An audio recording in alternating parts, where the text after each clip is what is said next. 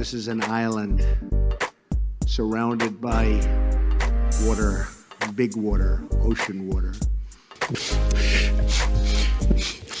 Trust me, I'm like a smart person. I'm very consistent. I'm a very stable genius. I had the best words. Tolerate it. I know words. Mike Pounds. I hope they now go and take a look at the oranges of the investigation. But there's no better word than stupid. Anonymous, really anonymous. I'm very highly educated. One of the wettest we've ever seen from the standpoint of water. Had the best words. God bless the United States. Now witness the firepower of this fully armed and operational battle station. And why their due process rights are being so flagrantly and horrifically violated. Stupid.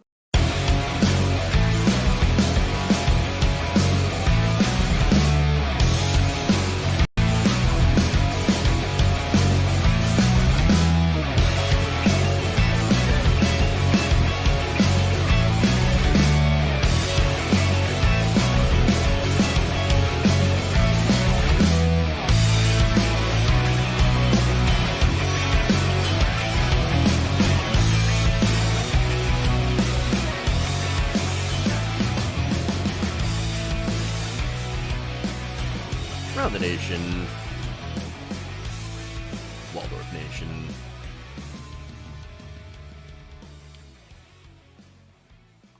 What's up, everybody? It's Monday. New week, same old.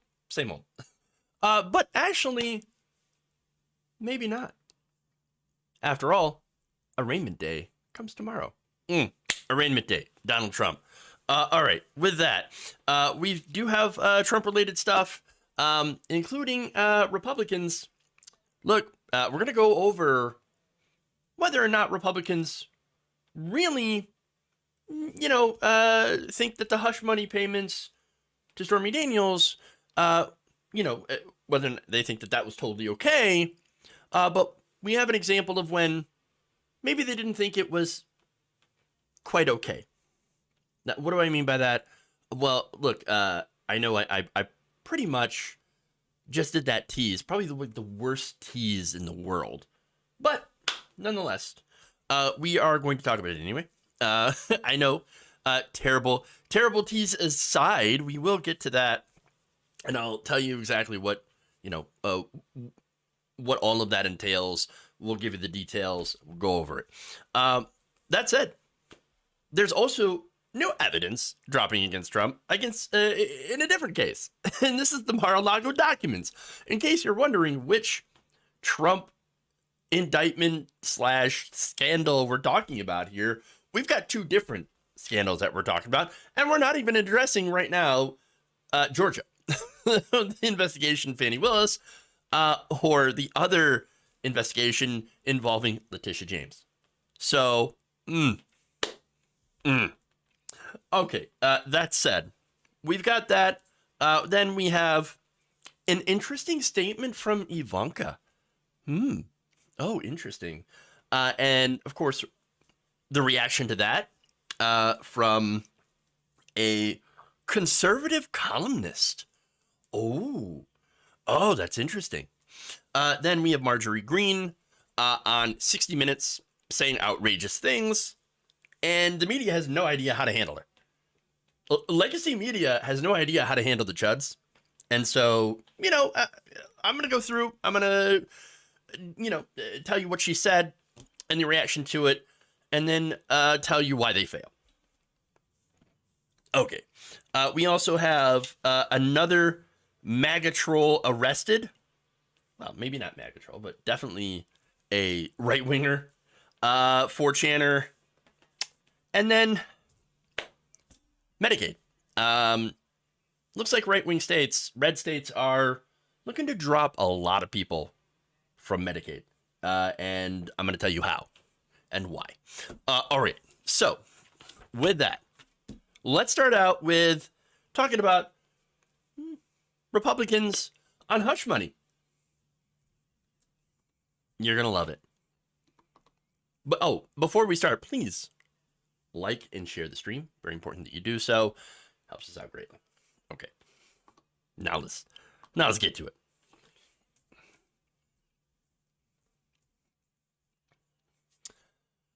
Republicans reacted to the indictment of former President Donald Trump with rage and disbelief that a prosecutor could ever go after a political candidate, especially one that's been but has, authorized hush money payments to cover up an affair.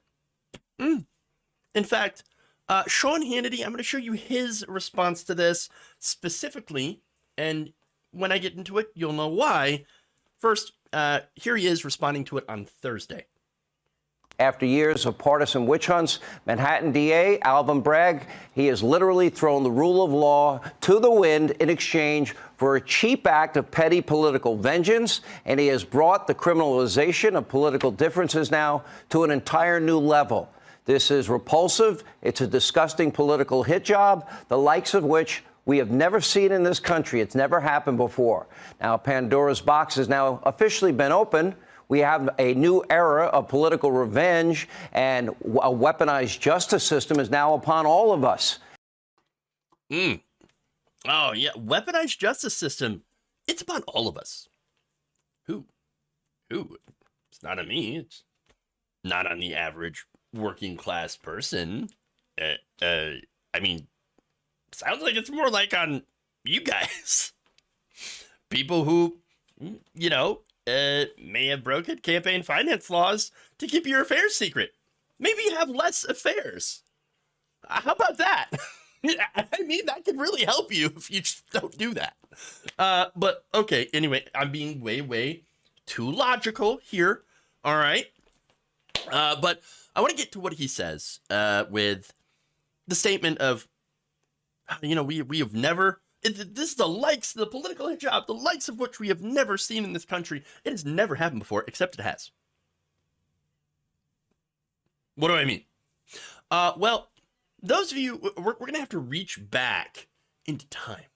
So we're going to do a little time travel, you see. Back to the year 2011.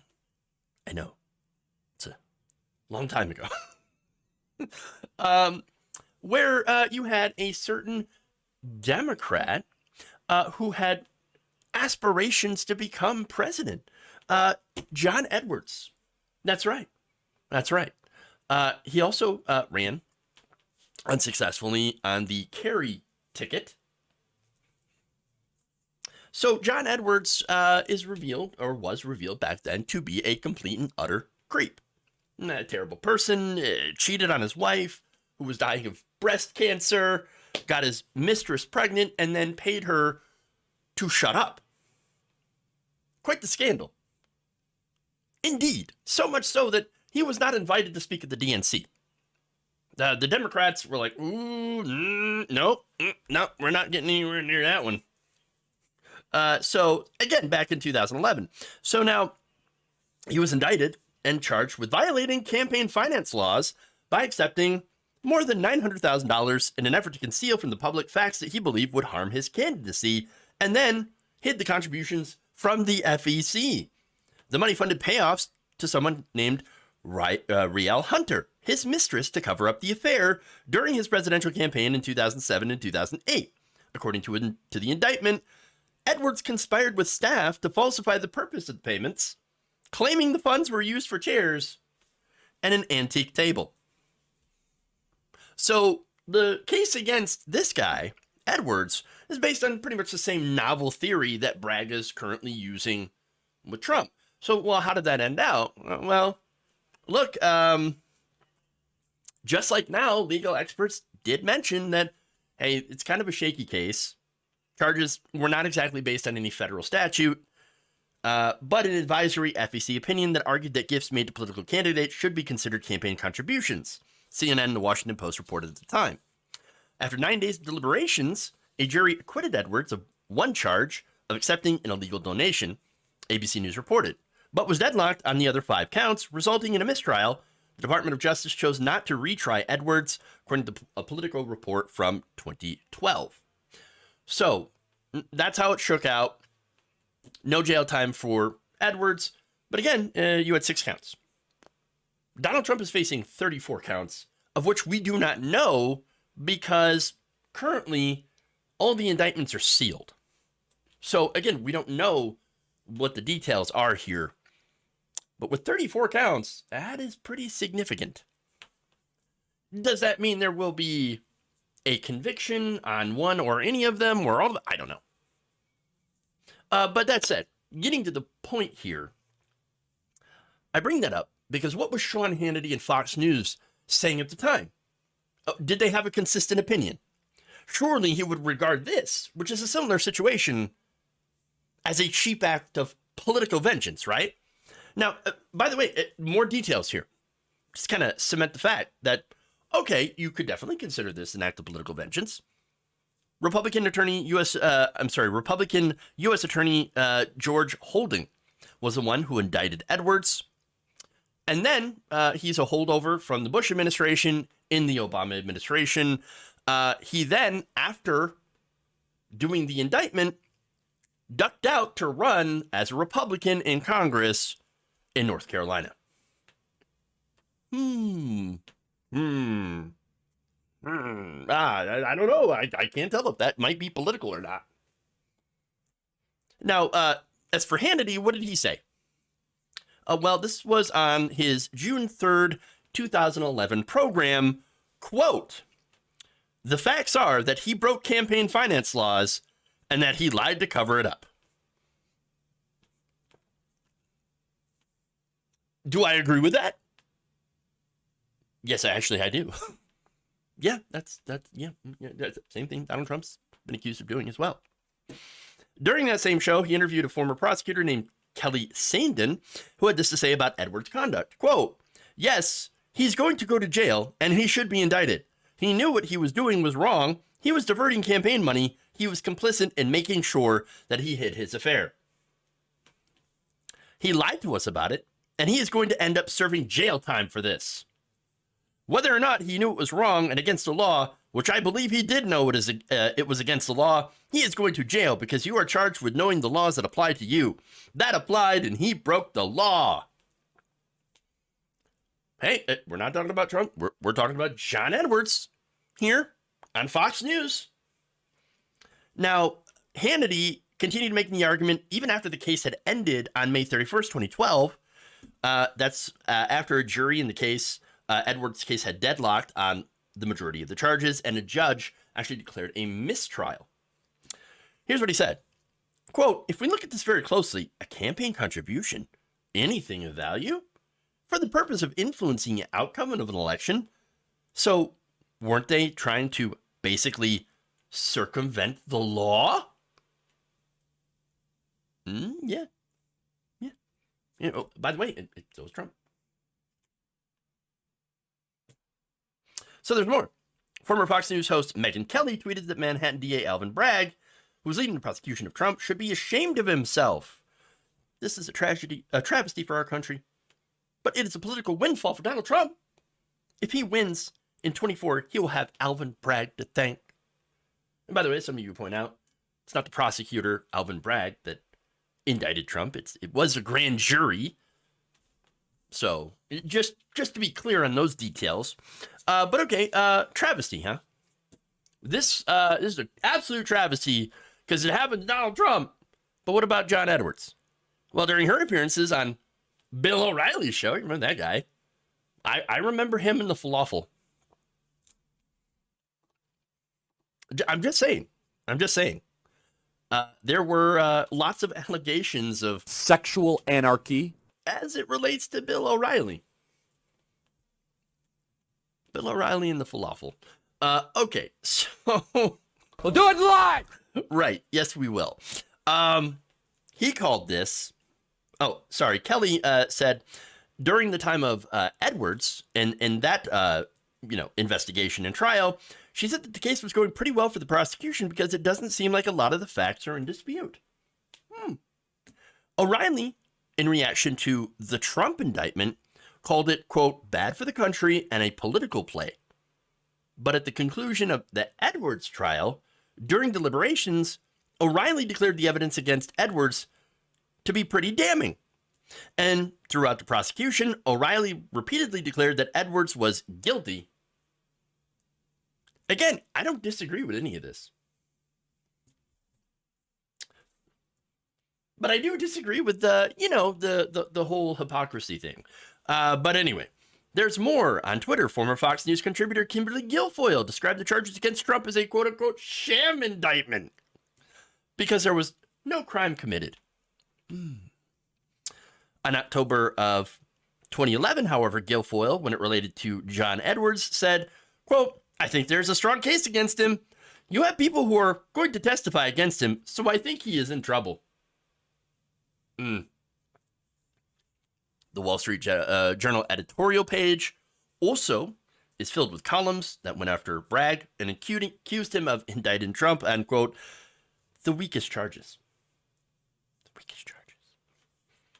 Okay, but again, it's the same charges against John Edwards.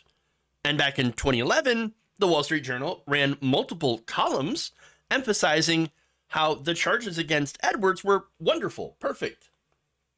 Steve Simpson wrote this in June 2011, quote, if the candidates themselves can define what a contribution is, the laws would be pointless.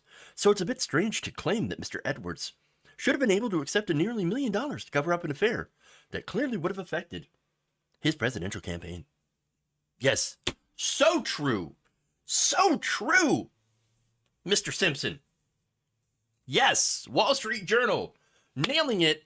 Oh, but now, since it has to do with the Republicans, this has to do with Trump, not nailing it.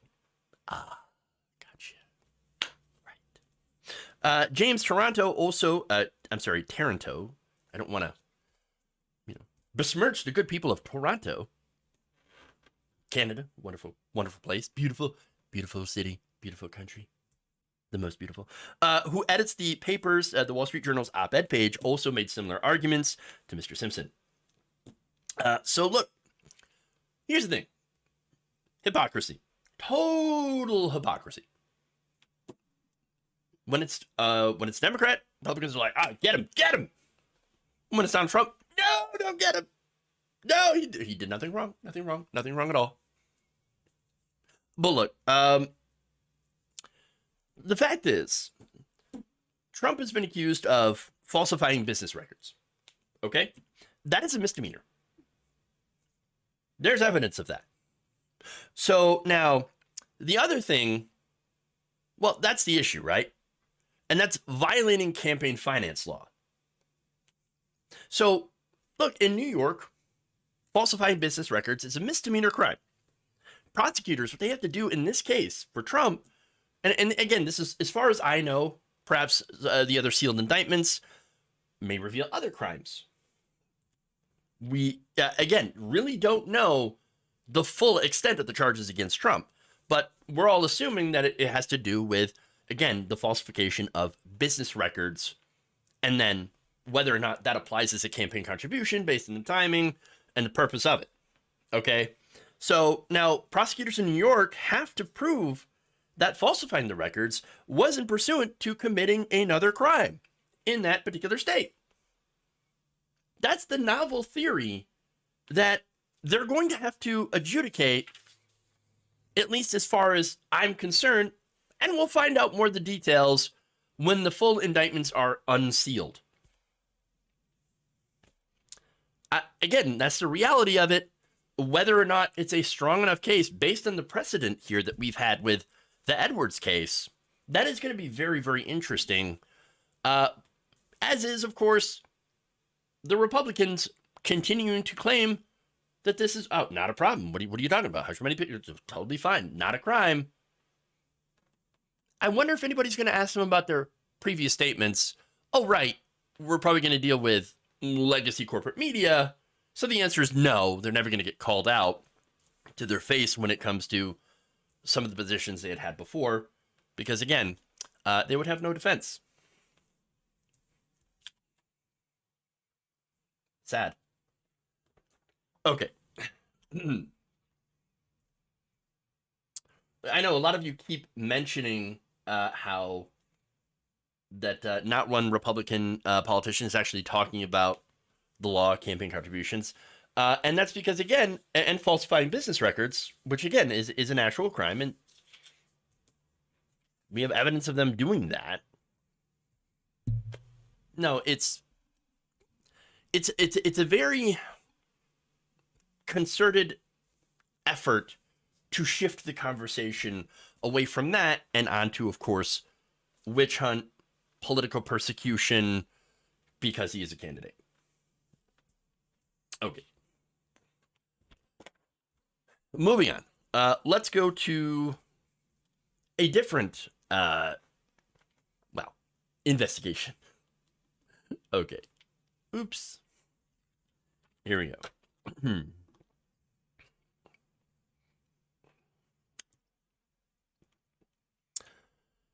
The Washington Post reported on Sunday that the Justice Department has new evidence. So now this new evidence pertains to its investigation into Trump's removal of classified documents from the White House, moving them, of course, to Mar-a-Lago. Some of the new evidence that they claim to have points to possible obstruction of justice. Because, of course. Now, federal investigators say, according to the report, that they have gathered evidence that Trump might have went through the boxes of documents he had taken to Mar-a-Lago even after he had received a subpoena to return them. So now, what's the issue with that? Again, Trump claims, oh, well, some of those things, they were mine. And so, look, why can't I go through and take the stuff that's mine out of the boxes and send the rest back? Why don't you let the National Archives do that? They would send you your stuff back. It's not like they're going to keep the stuff that isn't relevant to the Presidential Records Act. So it'd be a bit of a ridiculous argument.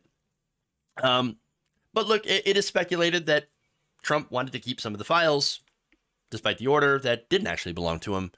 And therein would have been the problem. Now, the government also says that it has evidence the former president asked his lawyers for advice on how to keep the records he had in his possession.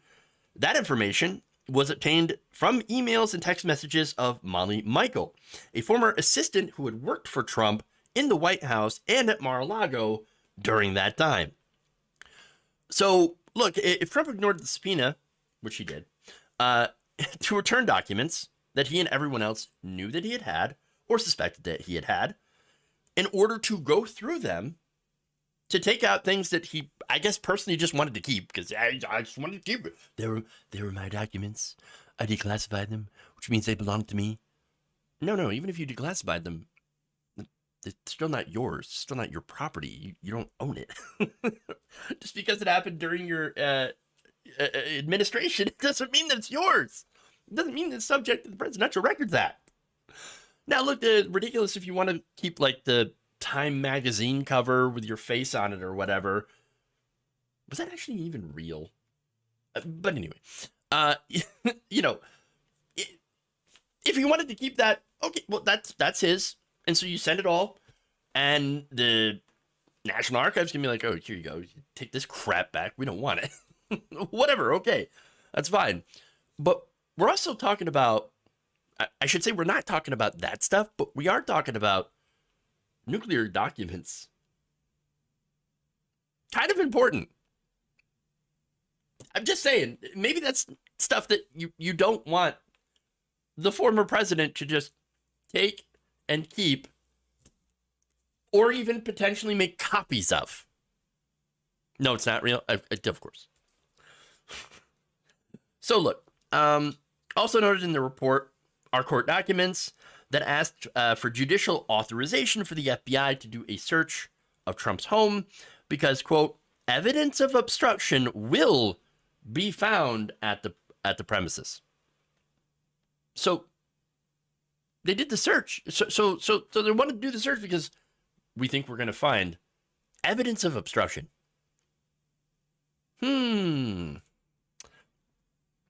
Now, The violations of statutes cited in the documents included 18 U.S.C. 1519, which says that it is a crime to alter, destroy, mutilate, or conceal a document or tangible object with the intent to impede, obstruct, or influence the investigation of a proper administration of any matter within the jurisdiction of any department or agency. Take a breath.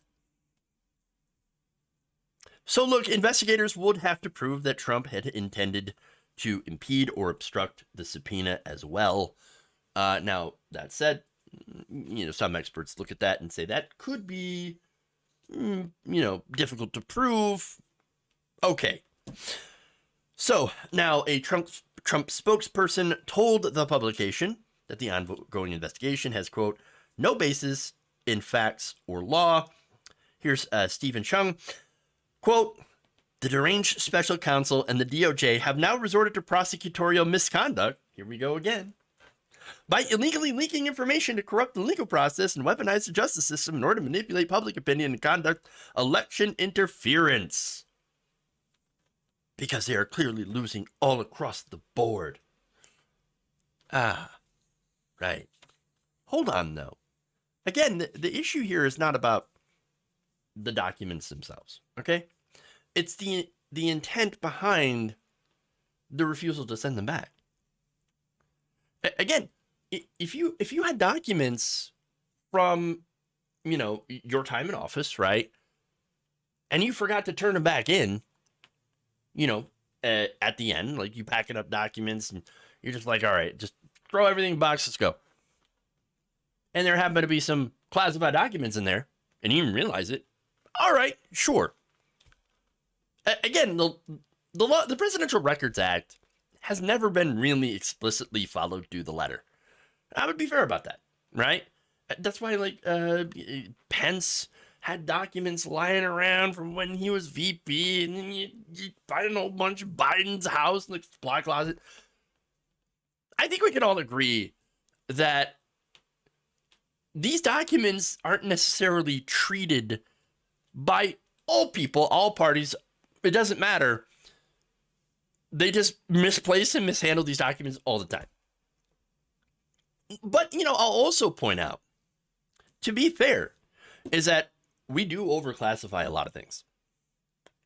So maybe there's stuff in there that really didn't need a higher classification, but got one anyway, because, yeah. But look, here's the thing. For Biden, he takes these documents during his time as VP, he reads them, shoves them in a supply closet, storage room, whatever, forgets about it. Okay. So, look, if Trump had done that, and then the National Archives called him up and say, hey, we think you have some stuff that, documents from your administration, just, send it to us, Presidential Records Act, all that stuff, and then we'll go through it, and then we'll give you back the stuff that belongs to you, and we'll put the rest in the National Archives. That's how it generally works. Again, if Trump had just sent back all that stuff, there would be no problem. But the issue here is he didn't. And then lied about it, and then had his lawyers sign documents saying that, oh no, we returned everything, when that was clearly not true. And he knew that. So that's the difference. The difference is the intent. The difference is the lying, the obstruction, the pointless lying. This is a mess that he made for himself. Congratulations, you played yourself. If Donald Trump is actually, indicted over this, I pretty much, I guess, like everything else that he's in trouble for and is being investigated for, it's stuff that he's created, that he created himself. These are problems that he made. Trump, you made that. You did that. When okay, as a normal person, we would not get a quarter, even like a fifth, or whatever, tiny percentage of the breaks that someone in power gets. If it seems like they can sit there and crime all day, it's true. They pretty much can. But the problem is, again, it is when you're stupid. Because there's things that you can do that are so dumb, so stupid, that I don't know how you can get in trouble for them. But Trump has managed to do that. It really is absolutely amazing how you can get in trouble for the documents. I mean, never heard that before. Never heard that before.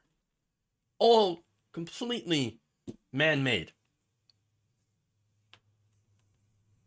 And again, that's the difference here. He went out of his way to do the wrong thing. I don't know why, maybe just to do it.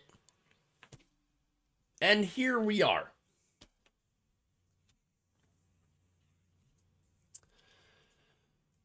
Okay. Not discounting the documents issue, but the world did watch him try to overthrow the government. True. Yeah, that's fair. That's fair. It's amazing. Again, the stuff that he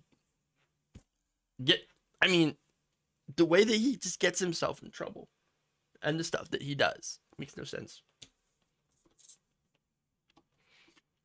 Stupid. Exactly. And then they say, "Is Donald Trump an intellectual?" Trust me, I'm like a smart person. No. Nope. Okay. Anyway, let's move on to the next story here.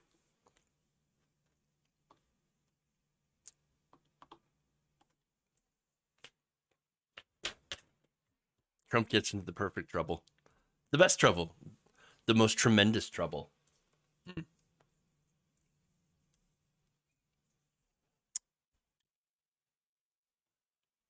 Recently, we've heard a lot of what former President Donald Trump thinks about the indictment from the grand jury in Manhattan, headed by District Attorney Alvin Bragg. So, now, again, this stems from the investigation by Manhattan DA Alvin Bragg, which, again, was a grand jury voted to indict him. So, now, we know his reaction. It's unhinged.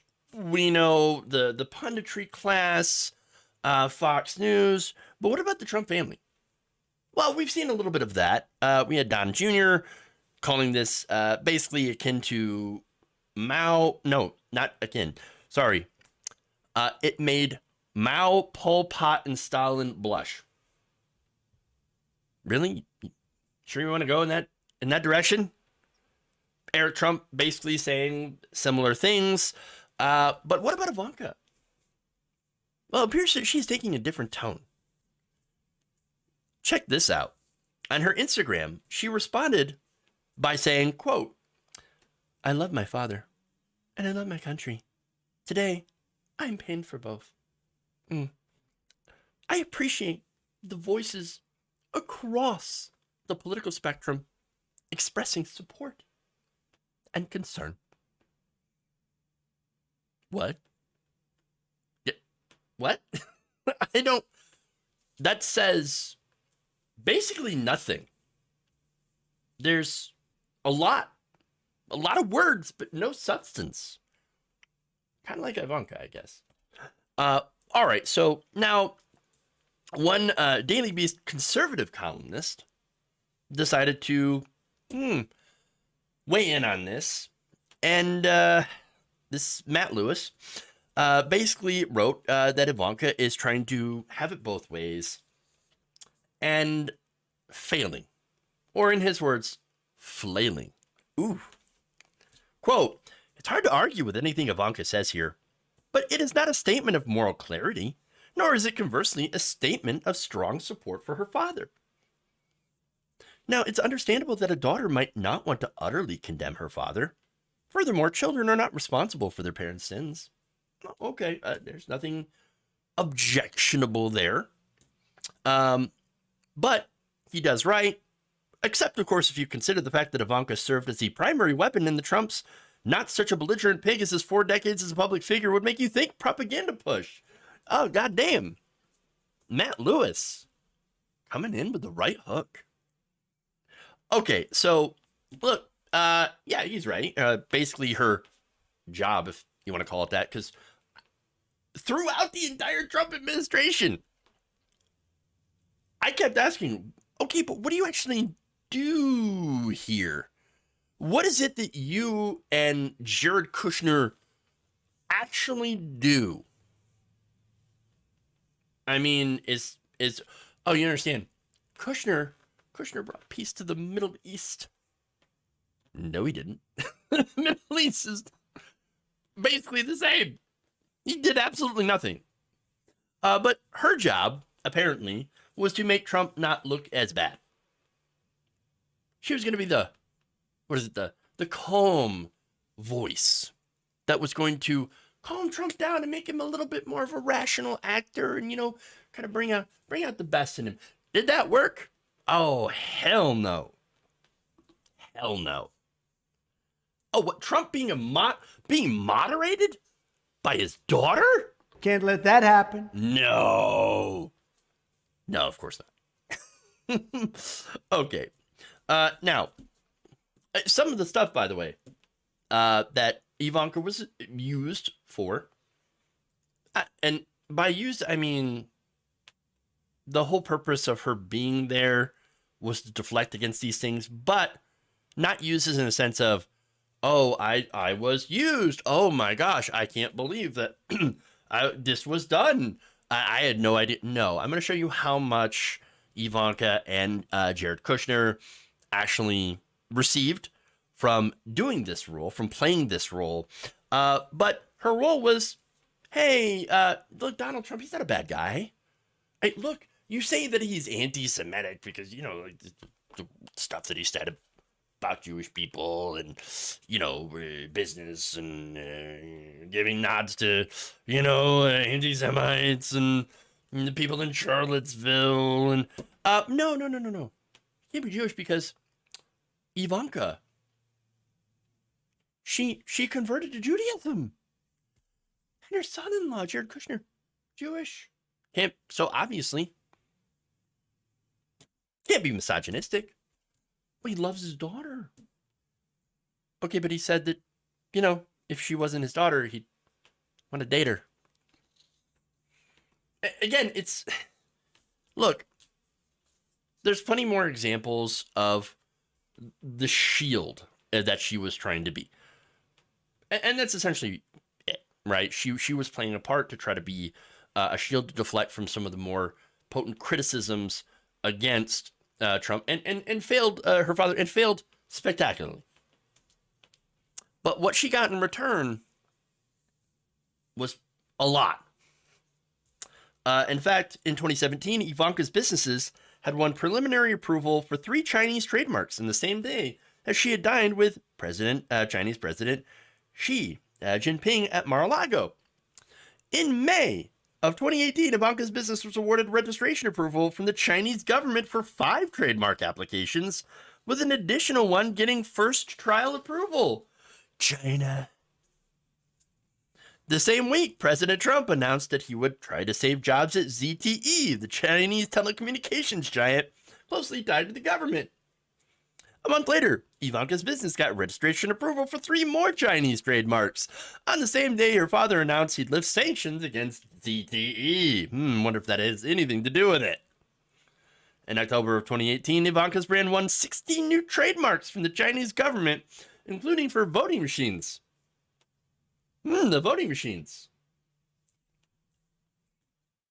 These approvals came about 3 months after Ivanka announced that her brand was shutting down, and marked the largest number of new Chinese trademarks she received in a single month during the Trump presidency. 6 months after the company officially shut down, it received a new trademark. to sell the Ivanka brand in Canada. Yes. Interesting. In all, the Citizens for Responsibility and Ethics in Washington investigation found at least 28 foreign trademarks approved for Ivanka Trump, all while in the White House.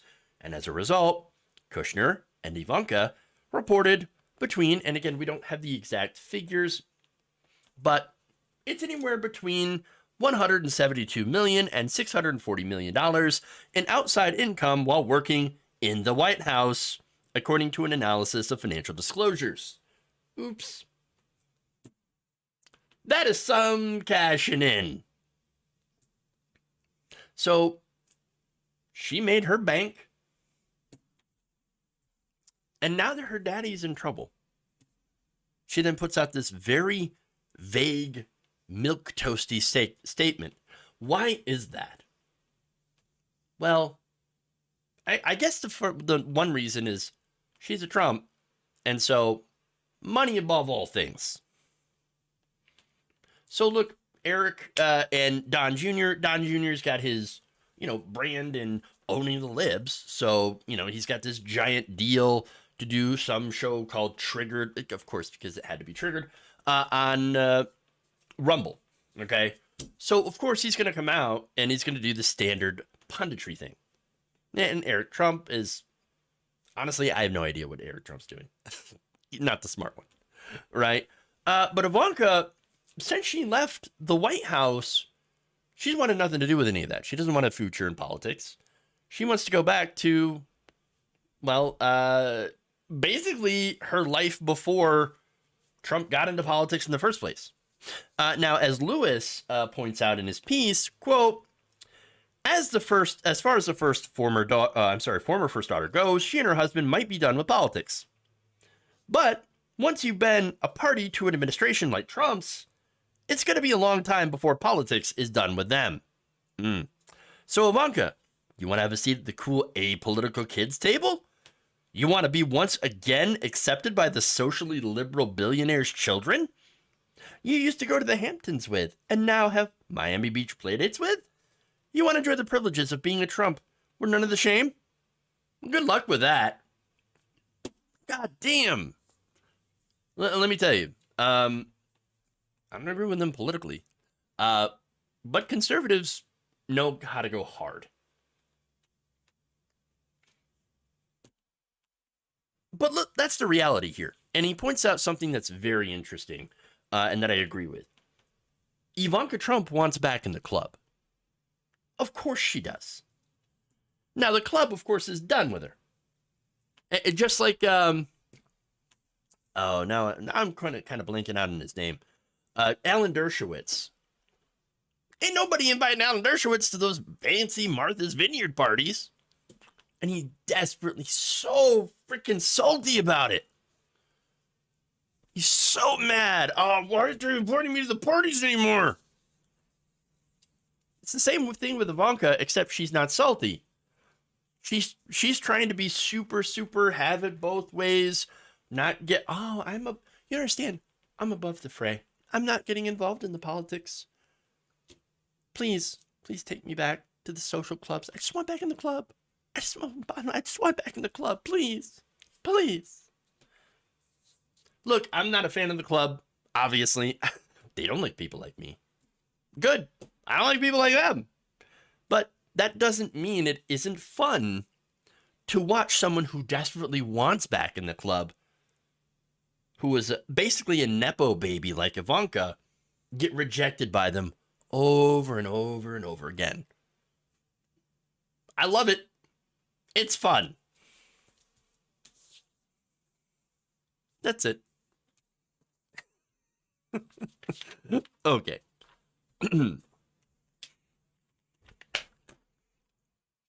You love to see it. Remember when she tried to talk to foreign dignitaries? Hell yeah, I do. That was hilarious. They're like, oh, okay. Let the big kids talk now, okay? Let the adults talk. You want to see somebody out of their depth? Go watch that video again. Now, speaking of people out of their depth, but are super confident about it, let's go to Marjorie Greene. I was like, take your kid to work day. Yep.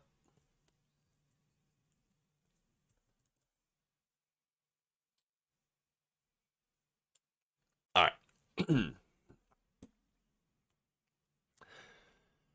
Representative Marjorie Taylor Greene was recently interviewed by CBS News' Leslie Stahl on 60 Minutes. So now, look, I can't show you the video because CBS loves to, for some reason, flag 60-minute content. Like, I do a video on it, and I show you the video, and oops, copyright. So they're pretty terrible when it comes to that.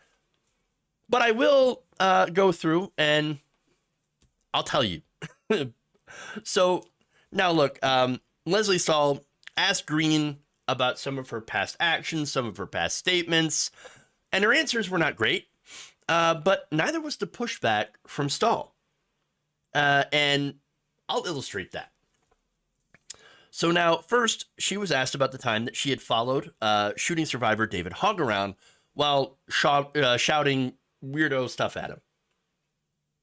Again, this is a victim of a shooting, of a mass shooting, where he saw his classmates get shot and die, and she's going around chasing him and saying things that aren't true.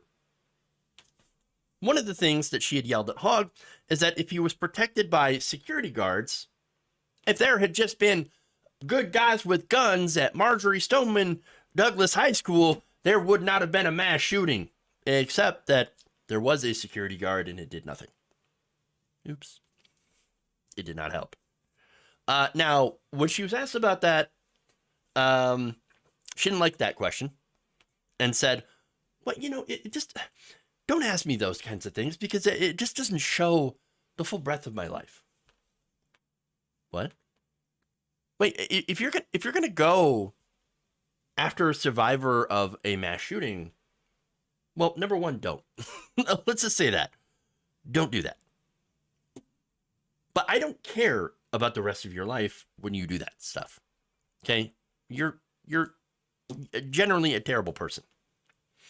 And she illustrates that in the next exchange that I'm going to talk about. And that's when Stahl had asked Greene about her claims the Democrats were a, quote, party of pedophiles. Stahl said, quote, they are not pedophiles. Why would you say that?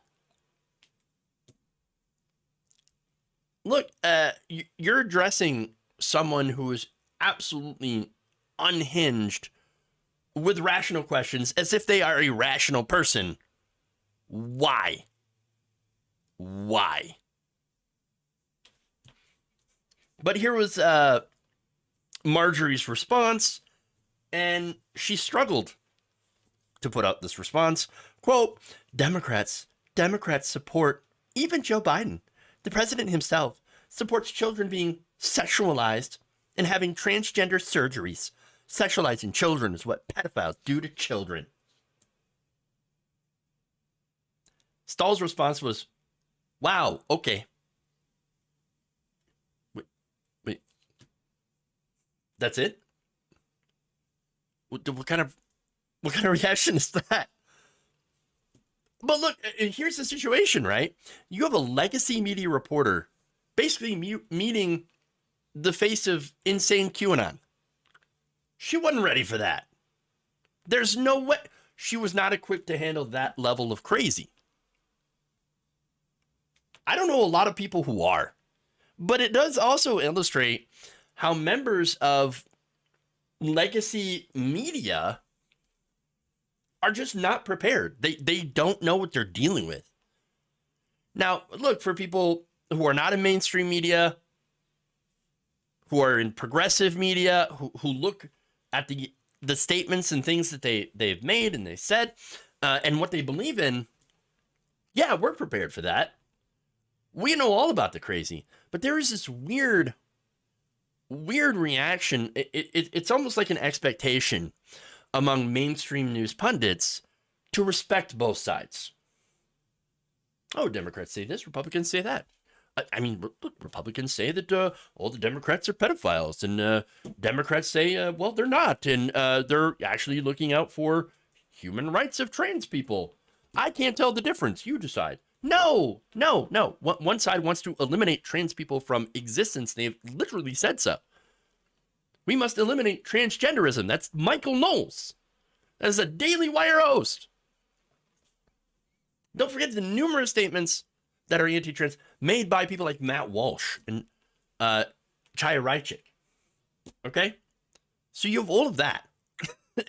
And they're telling you exactly what they want to do. And mainstream media sits there and goes, wow, I don't know, that seems like it might be a little extreme. Maybe. I don't know. Why would you say something like that? Because you're insane. That's what they're saying. Look, none of that is true. For one, children are not allowed to have transgender surgeries. Gender-affirming care for trans youth involves essentially social transition, using pronouns, their preferred name, doing the social transition, wearing the types of clothes, the gender they identify with. That doesn't have anything to do with what Marjorie Greene is talking about.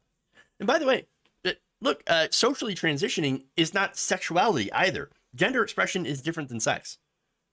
Is there a link between the two? Sure. But is that the same? No. Being a transgender person isn't inherently based on sexuality. It is gender expression. And that means gender roles, outward appearance, etc.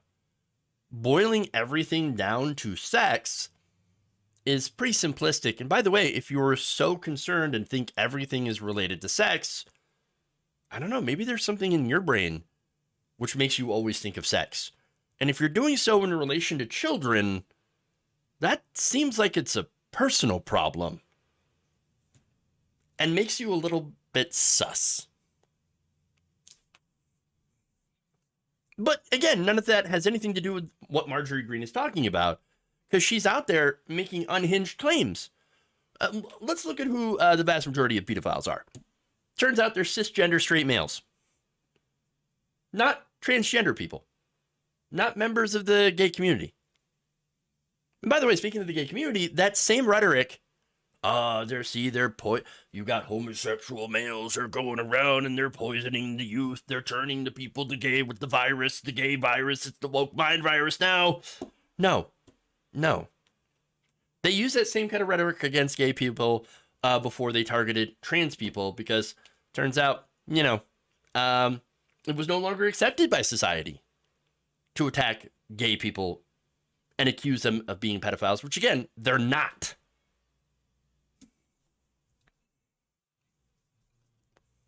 All right, so now there's more. Stahl also asked this.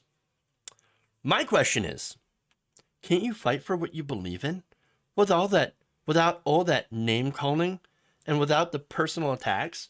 So before I get into our answer, you don't understand these people, Leslie. That's what they have. Their identity is to own the libs. They don't have anything to fight for without using these, tactics, name calling and personal attacks. That is all they literally have. They don't have real policy positions. Have you really seen them talk about anything that makes the average American workers' lives better? Talking about kitchen table issues? Talking about raising wages, health, doing health care? No, you never hear about any of that. Any of that. It's because they don't care about those things. They are all in the culture wars. That's all they do is fight the culture wars.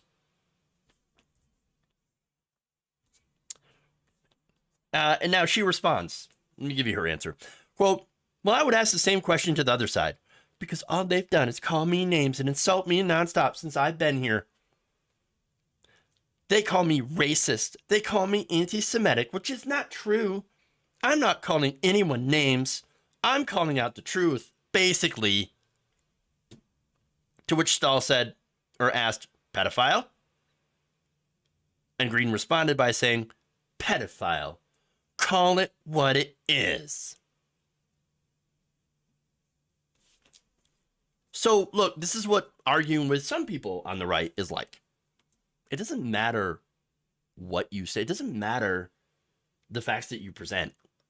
It just doesn't matter. They're just out to do one thing. That's to own the libs. That's it. Own the libs.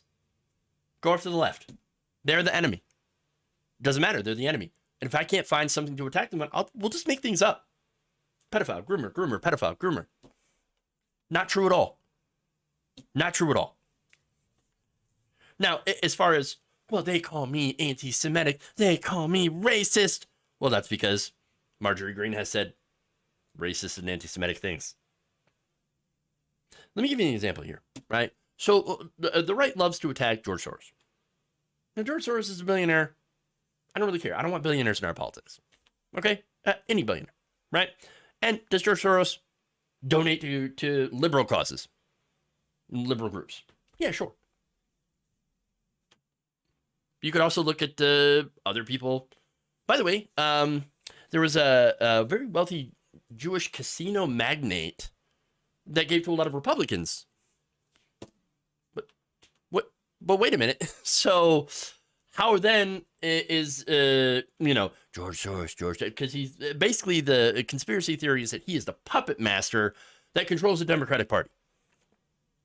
No, there are Jewish billionaires. There are Jewish millionaires that donate to both sides. Okay, and by the way, there are also non-Jewish billionaires and millionaires that donate to both sides. And yes, Sheldon Adelson, thank you.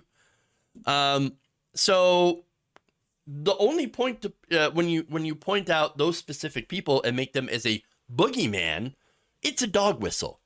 It's an anti-Semitic dog whistle. That's what it is. Now, if you're somebody who says, like me, for example, why don't we just get all the billionaires to not, be able to give gigantic campaign contributions to, either side? Why don't we get all the private money out of politics and go to publicly financed elections?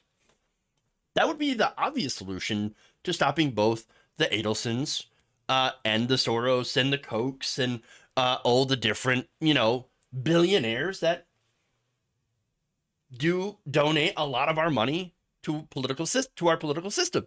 And of course, the corporations as well. That would be an actual solution.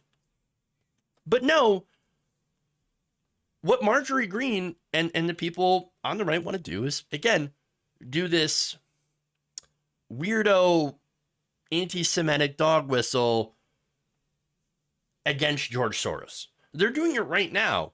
Alvin Bragg in Manhattan, Soros-funded far-left prosecutor. What? Come on. So there's that puppet master, thing. And not only that, but of course, there was the statements about space lasers that were controlled by the Rothschilds that may have started certain forest fires. She didn't actually say, the words Jewish space lasers. but pretty close. Enough to have it be a anti-Semitic dog whistle.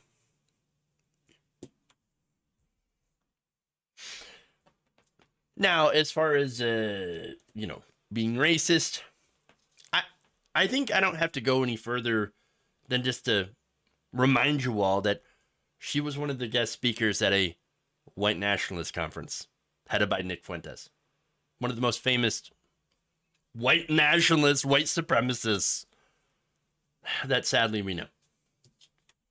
So come on. But overall, look, the biggest thing here, in my opinion, is, look, I don't care what she calls Democrat. I don't care what she calls people on the left. Doesn't hurt anybody's feelings. Doesn't hurt my feelings. This is like dumb person ranting, on the side of the road. I don't really care what you have to say. But the problem is that her, as well as the rest of the right wing that have taken up this groomer pedophile narrative, you're actually hurting victims of real sex trafficking. You're actually harming the victims of molestation. There are groups that help survivors of these issues. They have spoken out and said, hey, look, you really need to not trivialize this language. Calling somebody you don't like or don't agree with politically a pedophile and a groomer when they're not, that's actually harming real victims of, of these people, of predators. Don't. You might want to scale that back a lot. They said that it diminishes the word by using it as an insult for anyone who supports LGBTQ rights.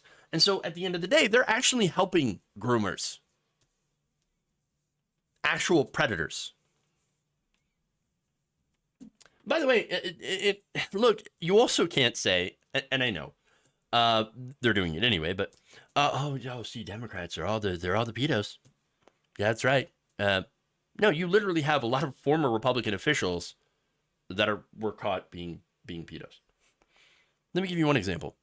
Last year, Adam Hagman, former Commerce Department official in the Trump administration, and before that, an employee of Turning Point USA, yes, that's Charlie Kirk's Turning Point USA, was sentenced to 5.5 years in prison for pleading guilty to possession of child pornography. Gee, how did those get there? Oh, you know what it is. It must be the deep state, must be George Soros. Say people like Marjorie Taylor Greene. Do you understand yet? They're divorced from reality. And they don't care about actual victims. For them, at the end of the day, it's always been about one thing: owning the libs.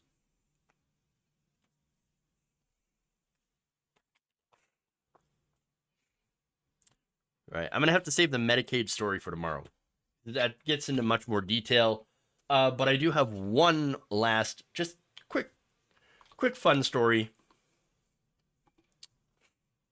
Did not see that coming. Boo.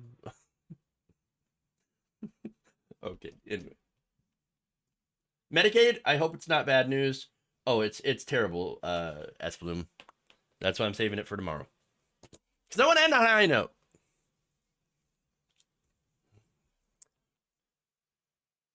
Looks like there was another fail for the Thin Blue Line crowd. That's right. Not long after Florida police arrested one right-wing 4chan troll for threatening Volusia County Sheriff Mike Chitwood for making threats against his life, we have another one that has been arrested. Tyler Meyer, 30, of San Diego, California, had allegedly made death threats against Chitwood, and by the way, has admitted to writing these statements on 4chan.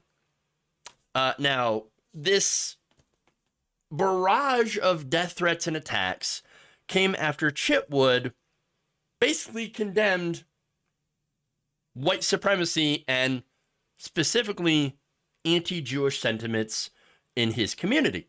There were incidences at Daytona Beach during the Daytona 500 and in Ormond Beach, according to Click Orlando. So again, there was all these, anti-Semites, basically neo-Nazis, coming out and saying and posting very, very anti-Semitic things.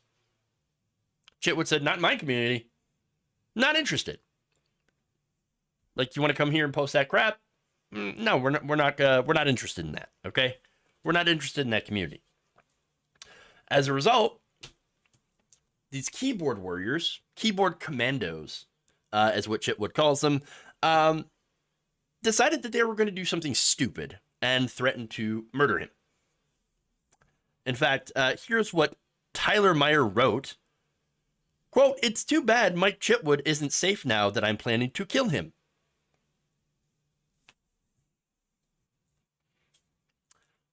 if that's not clear enough, he added, I'm going to shoot Mike Chitwood. I'm going to kill him by shooting him to death.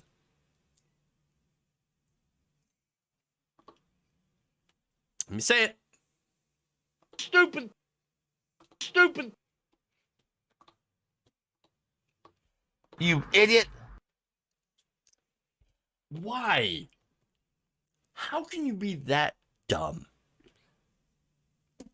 Look, I understand that, like, oh, yeah, we have a First Amendment. Yeah, of course. The First Amendment does not mean that you can make very specific death threats against very specific people. And by the way, okay, so you might like, oh, okay, but what if he just didn't mean it? I mean, this guy, what if he's just, all bark and just all stupid, right? And he's just made ridiculous comments. Oh, I was trolling, I was joking. No, turns out when San Diego police went and raided the residence that Meyer was staying at, they found several guns, ammunition, and electronics.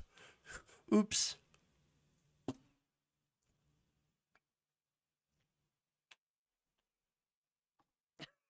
Well,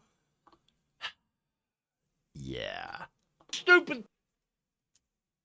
Oh, the best part, by the way, is this would be the second case in which one of these losers came in and was making very specific threats to murder a police officer, a sheriff, online from their mother's basement. Okay, maybe not basement, from their mom's house. That's where they lived. That's right. Another person living in their mom's house, making, visiting anti-Semitic boards or making anti-Semitic statements and violent statements. Oops. Now, Chitwood responded to the arrest on Facebook by posting, quote, "See you in sunny Florida," as he is being extradited from San Diego to Volusia County. So, oops. So, look, my question is, what is it with these guys? Look, it's not Chitwood's fault that you still live in your mom's house, where you apparently spend all your time posting Nazi stuff on Nazi forums. How about instead of, being a Nazi, you don't be a Nazi? You don't make threats against officials. A sheriff that specifically came out and said, I don't like Nazis. You could just not do that. You could not be a Nazi. You could maybe try to be a decent person, and maybe, just maybe, you might be able to leave your mom's basement. But apparently, in this case, they go from their mom's house directly to a jail cell. Hey, play stupid games, win stupid prizes. Stupid. It is, yeah, stupid is what stupid does. Okay.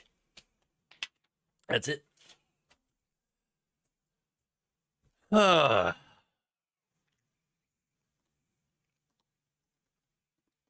why is this a pattern? Okay. So, let's see. Let's read some Super Chats, member comments over here on YouTube.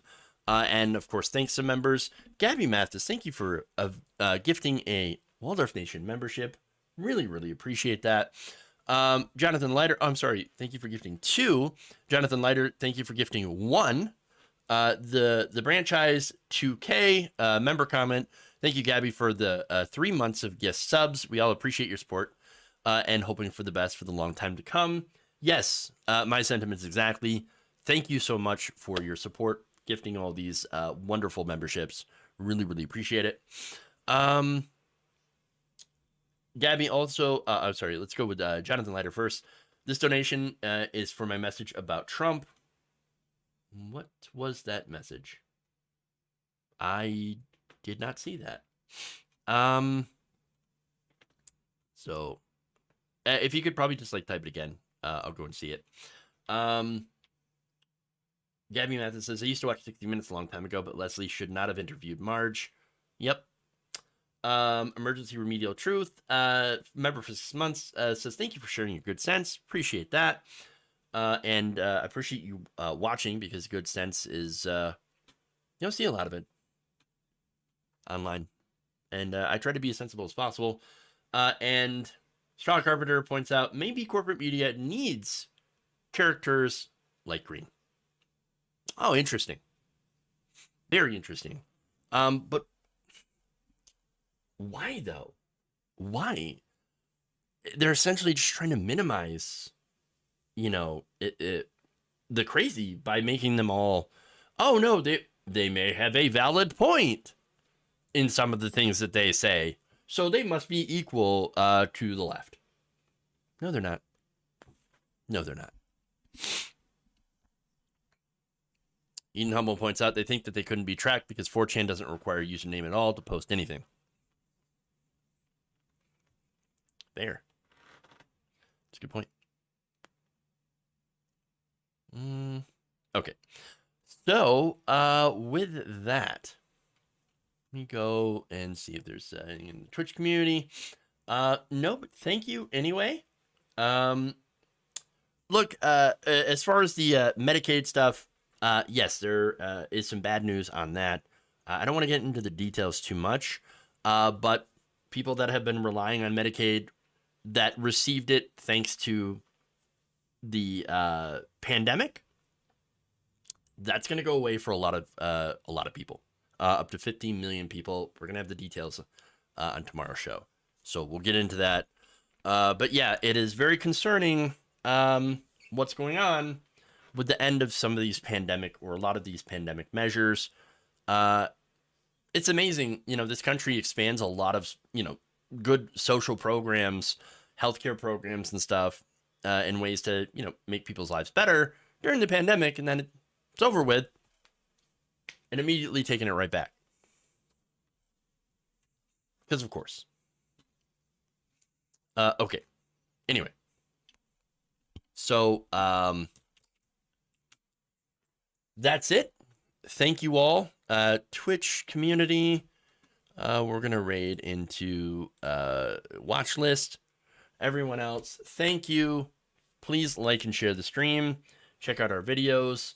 And that's it. Thank you all. Love you. And remember, change begins with you. Good night, nation. We'll see you back here later.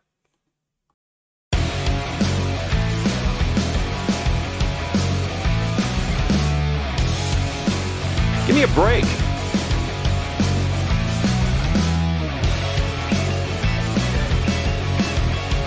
Sexual anarchy.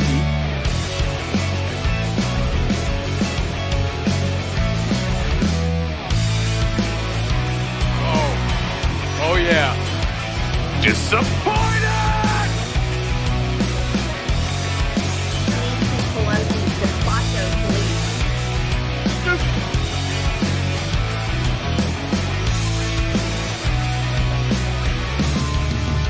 My. They're kicking me out the door. They're kicking me out the door.